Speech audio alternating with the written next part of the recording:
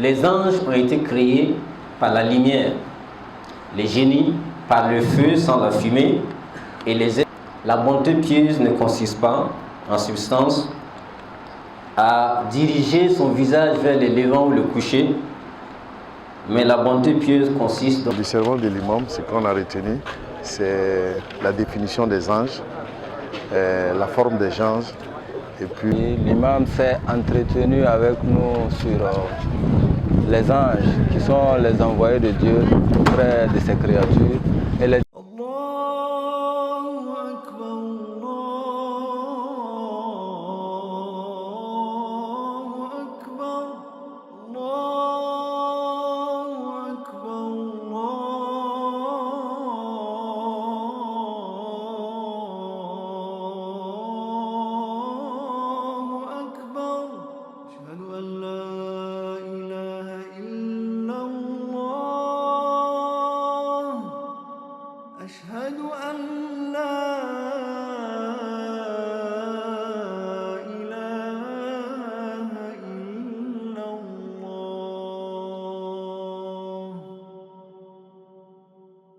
إن الحمد لله نحمده ونستعينه ونستغفره ونعوذ به من شرور أنفسنا ومن سيئات أعمالنا من يهدي الله فلا مضل له ومن يضلل فلا هادي له وأشهد أن لا إله إلا الله وحده لا شريك له وأشهد أن محمدا عبده ورسوله صلوات الله عليه وعلى آله وأصحابه ومن تبعهم بإحسان إلى يوم الدين وبعد يا أيها الذين آمنوا اتقوا الله وقولوا قولا سديدا يصلح لكم أعمالكم ويغفر لكم ذنوبكم ومن يطع الله ورسوله فقد فاز فوزا عظيما وبعد. Que la paix d'Allah se déverse en abondance sur le sceau des messagers, Muhammad sallallahu alayhi wa sallam, c'est sa sainte famille, et sur ses valeureux compagnons, et sur tous ceux qui vont les prendre comme exemple jusqu'au jour du jugement dernier. Chers frères et sœurs en islam, le prophète sallallahu alayhi wa sallam nous a dit dans un hadith qu'un jour il était assis, il a reçu la visite d'un homme qui lui a posé 3 questions. Parmi ces 3 questions-là, il y a celle-là. Cet homme lui a dit « Akhbirni anil-iman » renseigne-moi sur la foi. Et le prophète sallallahu a répondu en lui disant « La foi, c'est le fait de croire qu'Allah est unique, qui n'a pas associé, de croire en ses messagers, en ses révélés, de croire aux anges, de croire au jour dernier, et de croire au destin, qu'il soit bon ou mauvais. » Chers frères et sœurs en islam, aujourd'hui, ce qui nous intéresse, c'est l'un de ces articles-là, qui sont au nombre des 6 qu'on appelle les acquis de la foi, à savoir la croyance aux anges.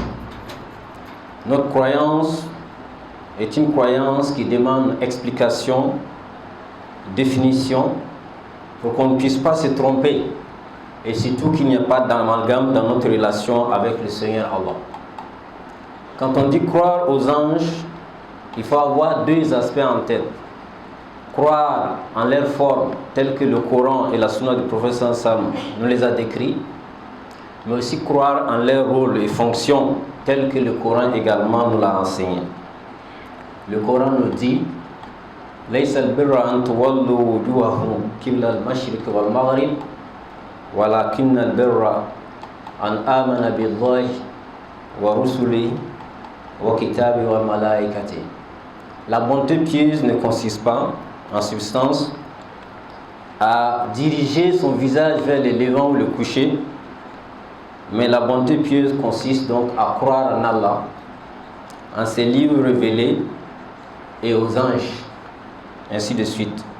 Donc c'est bien un élément qui fait partie de notre foi, qui est une exigence de la croyance que nous portons envers Allah, et qui d'ailleurs est tout simplement une logique.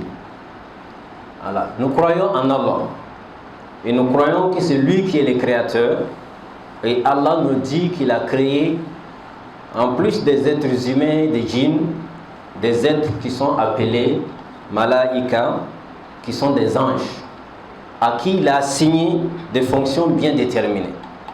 Pour celui qui croit en Allah, c'est une logique qui est très claire. Je crois en Dieu. Dieu a dit qu'il a créé des créatures qui s'appellent des anges. J'y crois. Ça ne s'ouvre pas de discussion. Et c'est pourquoi vous allez voir, le Seigneur Allah a repris cela comme étant un critère dans le Coran, en nous disant Amana Rasul bima unzila ilayhi min rabbihi wal mu'minun kullun amana billahi wa malaikatihi wa kutubihi wa rusuli.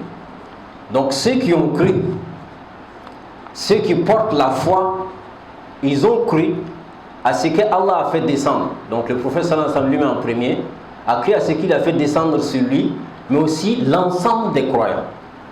Donc y compris vous et moi, qui aussi portons foi effectivement à cette existence des anges. Chers frères et sœurs en islam, croire aux anges, c'est croire qu'ils existent, mais surtout en la forme, comme je l'ai dit, que la sunna nous l'a décrit, aussi que le Coran nous l'a décrit. Le prophète nous a dit dans un hadith, les anges ont été créés par la lumière, les génies par le feu sans la fumée, et les êtres humains par la terre. Nous croyons que ces anges-là, comme le prophète m'a dit, ont été créés par la lumière, avec de la lumière, pardon, pas plus, pas moins. Autre élément qui nous a été rapporté, c'est que les anges ne mangent pas, ne boivent pas, ne se fatiguent pas et surtout ne désobéissent pas. Ils n'ont pas le libre arbitre, comme les génies et comme nous les hommes, de décider de faire ou de ne pas faire, d'accepter ou de ne pas accepter, ou d'obéir ou pas. Ils sont créés pour obéir, et là le Coran nous dit La ya'suna Allaha ma amarahum wa yuf'aluna ma yu'marun. Ils ne désobéissent pas aux ordres que le Seigneur Allah leur a dictés ou donnés, ils obéissent aux ordres qui leur ont été donnés.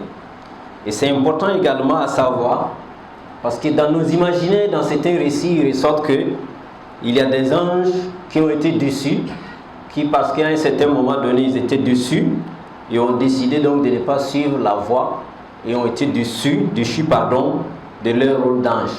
L'islam nous apprend qu'ils ne désobéissent pas en Allah, et qu'ils suivent les recommandations et surtout les ordres que Dieu leur a donnés. Chers frères et sœurs en islam, quand on parle de leur forme, c'est que nous savons, la sunna du prophète Mohammed nous a dit que les anges peuvent prendre la forme humaine. Et ceci s'explique aussi dans plusieurs récits du Coran.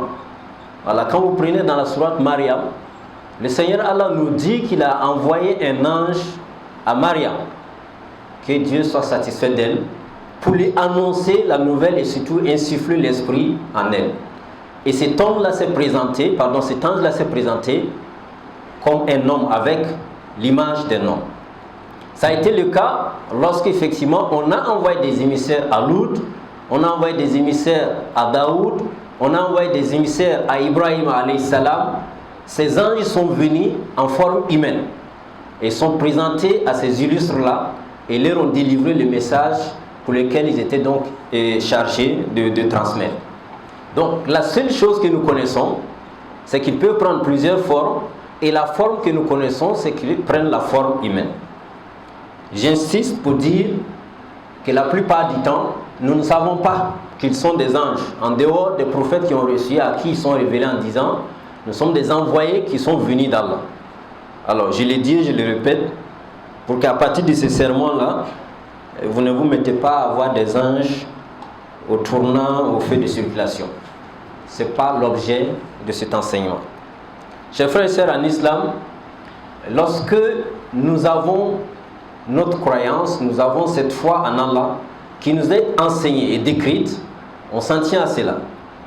Alors, parce qu'aujourd'hui vous avez d'autres croyances où les gens arrivent même à matérialiser des anges, leur donnent des formes. Nous n'avons pas de forme d'ange en dehors de ce que nos textes nous dit. Voilà.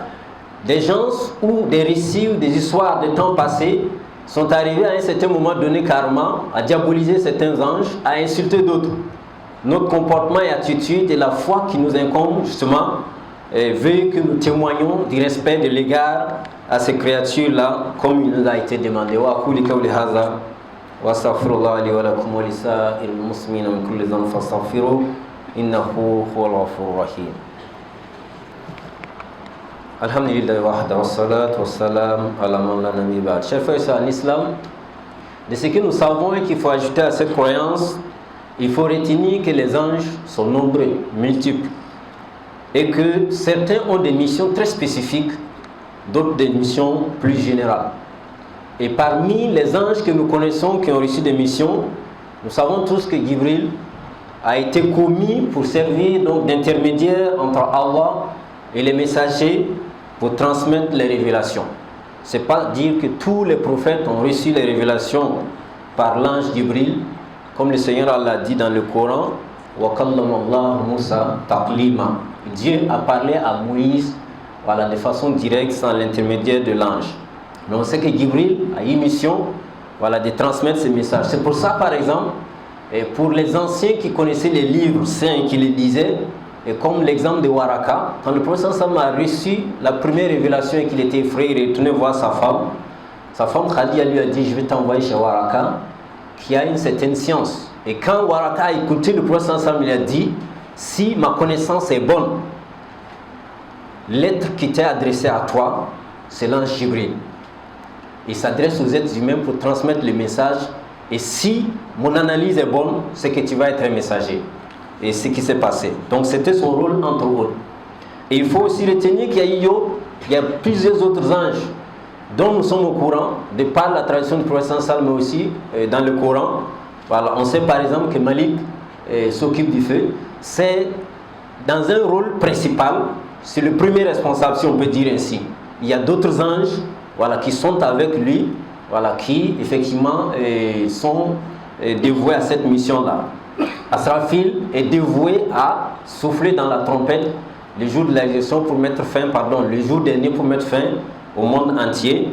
Et on sait aussi que Azraïl s'occupe donc de la mort avec tous ses autres accompagnants et entre autres missions qui sont dévolues à ces anges-là. Michael s'occupe de la pluie, etc., etc. Alors, le plus important, quand nous revenons sur ces enseignements, ce n'est pas la connaissance que nous avons de leur forme, voilà, ou de leur rôle qui importe bien. C'est l'intérêt que nous tirons de cette croyance. Et c'est la partie la plus importante de mon message. Premièrement, il faut qu'on ait à l'esprit, et c'est ce que l'enseignement nous dit dans le Coran, ce sont des créatures d'Allah. Fakat, tout simplement. Ils n'ont de pouvoir en dehors de ce que Dieu leur a dévolu. Ils n'ont de mission en dehors des périmètres que Dieu a fixés. Ils ne peuvent pas faire du mal à un être humain en dehors de l'ordre qu'ils ont reçu d'Allah. Ce sont des créatures d'Allah. Donc qu'ils ne viennent point à l'esprit d'une créature humaine de leur dévouer une quelconque puissance, voilà, ou bien de leur demander des grâces. Parce qu'il y a des gens qui prient des anges. Ça, c'est du shirk. Et lorsque vous en arrivez là, vous sortez de l'islam. Parce qu'on ne doit pas adorer Allah en plus d'autres. Il faut adorer Allah et ne pas lui associer autre chose, autre créature, autre chose tout court. Donc il faut qu'on reste dans cet enseignement. Il y a des gens qui effectivement ont à l'esprit qu'ils ont des anges qui les gardent, qu'ils appellent des anges gardiens. Ce n'est pas en contre-faux avec les enseignements de l'islam. Dans la sourate Ar-Ra'd, le Seigneur Allah nous ramène ce sens justement, il dit Lahu mu'aqibat min bayni yadayhi wa min khalfihi yahfazunahu min amrillah. Pour chaque être humain, il lui est effectivement assigné des anges qui le protègent de pas devant lui, de pas derrière lui, mais avec la permission de qui? La permission d'Allah. Min amrillah. Donc la permission a été effectivement accordée par Allah d'assurer cette fonction. Donc s'il nous arrive de demander protection, on demande la protection à qui? À Allah. C'est Allah qui donne la protection. Donc on ne prie pas l'ange, on ne lui fait pas des invocations. Vous avez de ces formules souvent que nos frères et sœurs ont, c'est mélangé avec le nom des anges. Voilà, ils invoquent toute la journée. C'est du shirk pur et simple. il faut les sortir de nos invocations et s'adresser à Allah. C'est important de les signifier. Et je termine par cet élément. Quand on pousse la réflexion, il y a intérêt à nous dire que les anges existent. C'est-à-dire que le Seigneur Allah pouvait passer sous silence cet aspect. Mais il nous informe. C'est important pour vous et moi qui sommes croyants.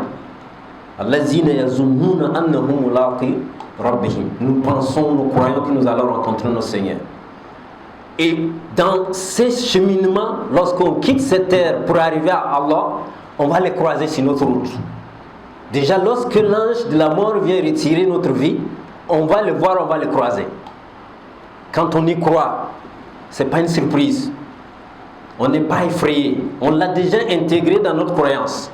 Donc quand on va voir l'ange, pour nous c'est tout naturel. Le Seigneur Allah nous a avertis qu'il y a des créatures que nous ne voyons pas, mais dans les rôles qu'il leur ont assignés, il y a un moment où nous allons les croiser.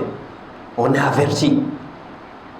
Et à plusieurs reprises dans le Coran, le Seigneur nous rappelle les dialogues qu'ils vont avoir avec nous, l'interlocution qui va s'installer entre nous et eux quand ils vont venir relever notre vie. Ils vont s'adresser aux croyants, ils vont leur dire: n'ayez aucune crainte, n'ayez pas de peur. Vous avez bien travaillé sur cette terre-là. La récompense qui vous attend, c'est le paradis. Donc cette rencontre-là, elle est déjà préparée par la foi, effectivement, qu'on nous demande d'avoir en ces créatures et au rôle qu'ils leur ont assigné. Que Dieu nous assiste, nous aide à avoir la bonne croyance selon le Coran et la sunna du prophète Mohammed sallallahu alayhi wa sallam, à bien comprendre ces textes. Nous demandons à Allah de raffermir nos pas dans la foi et de nous donner de la bonne compréhension, de nous maintenir dans la droiture jusqu'à la fin de nos jours. Seigneur Allah, nous te demandons de ramener la paix au pays, un peu partout à travers le monde autour de nous. Nous demandons aussi de bénir les différents efforts que nos frères et sœurs ont posés dans le cadre des examens et de bénir les résultats qui vont leur être donnés, Inch'Allah. Et nous sommes en train de rentrer dans la saison pluvieuse, demandant à Allah de l'installer avec quiétude et surtout avec bénédiction et de nous donner de très bonnes récoltes. Allahumma rabbana atina fid dunya hasana wa fil akhirati hasana wa qina azaban nar wa qina al-jannata ma'al abrar ya aziz ya ghaffar ya rabbal alamin. Subhana rabbika rabbil izzati amma yasifun wa salamun ala al-mursalin walhamdulillahi rabbil alamin. Qumu ila salatikum yarhamukumullah. Du serment de l'imam, ce qu'on a retenu, c'est la définition des anges, la forme des anges et puis le rôle des anges en islam, selon les écritures islamiques. Oui, le message principal que j'ai retenu, c'est que les anges sont une créature de Dieu. Donc ce n'est pas des personnes, ce n'est pas des créatures associées à Allah. Allah est l'être, ce qui est suprême, et ce n'est pas une bonne chose pour les humains d'adorer les anges. Voilà, donc l'imam a vraiment fait la part des choses, il a vraiment expliqué le rôle des anges en islam. Et ce n'est pas des créatures qu'il faut adorer. Voilà. Aujourd'hui, nous avons prié dans l'enceinte du service. L'imam s'est entretenu avec nous sur les anges, qui sont les envoyés de Dieu auprès de ces créatures, et les différentes formes d'apparition. Et il nous a été dit que les anges viennent à la rencontre des humains sous formes diverses. L'ange est venu par exemple sous forme humaine auprès de Mariam. C'est ce même ange Gabriel qui est également venu auprès de notre bien-aimé prophète Mohammed sallallahu alayhi wa sallam.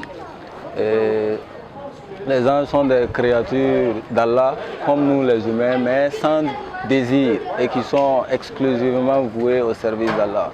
Et nous prions Allah que l'enseignement qui nous a été donné sur les gens puisse nous permettre d'être soumis convenablement et d'adorer Allah comme il se doit d'ici la fin de notre séjour sur terre. Amen.